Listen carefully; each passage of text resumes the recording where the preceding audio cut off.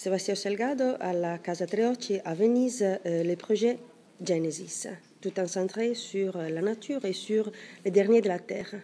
Alors, un intérêt que vous avez sur la nature et sur des lieux presque pas habités par les hommes.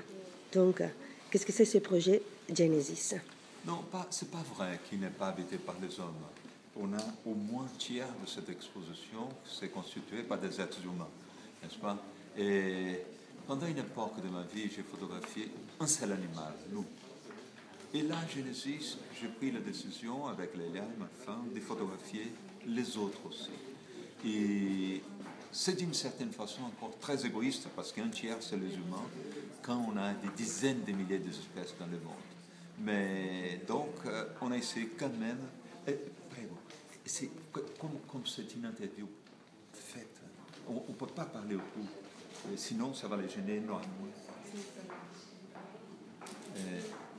Et donc, comme il y en a quand même pas mal d'images d'humains, n'est-ce pas? Je crois que l'humain encore c'est la grande majorité dans cette exposition.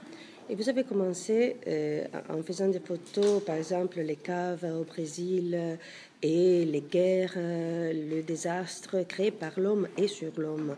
Donc, qu'est-ce que c'est la différence de photographier la nature et de photographier les situations horribles de l'homme? Il n'y a aucune différence. Et je n'ai pas photographié non plus l'homme dans une situation horrible. J'ai photographié un homme dans sa situation normale. Quelquefois, les gens qui vivent dans un pays super protégé comme l'Italie, comme la France, comme l'Angleterre, ils ont tendance à penser que ça c'est la normalité des mondes. Non, ça c'est l'anormalité. Parce que la grande majorité du monde vit de la façon que j'avais photographié avant de commencer Genesis. N'est-ce pas? Aller en Afrique, aller en Asie, aller en Amérique latine, on va voir que la façon de vivre de la grande majorité de la planète, c'est celle-là. Ici, c'est l'exception. Et le choix du blanc et noir? Écoute, le noir et blanc pour moi, c'était toujours ma façon de m'exprimer. J'étais obligé de faire des couleurs au début. Je l'ai fait pas mal de temps, mais mon vrai langage, c'était le noir et blanc.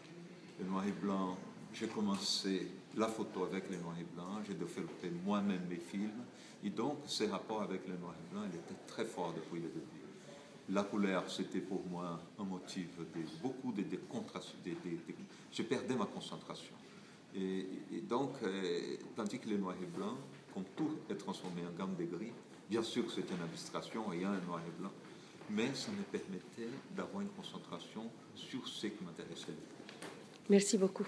De rien, plaisir.